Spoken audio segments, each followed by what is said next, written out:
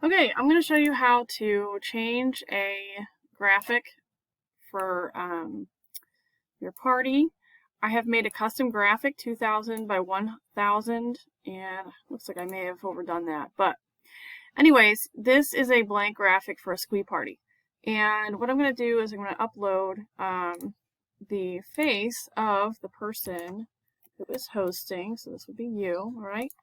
And then what I'm going to do is I'm going to find an element.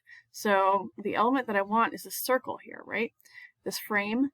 So I'm going to click on elements and then frames.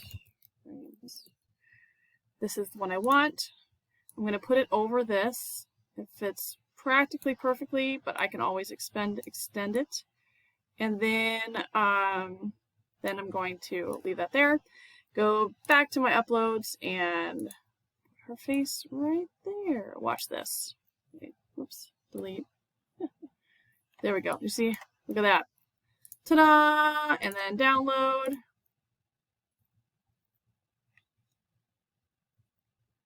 And we are done. Look at that.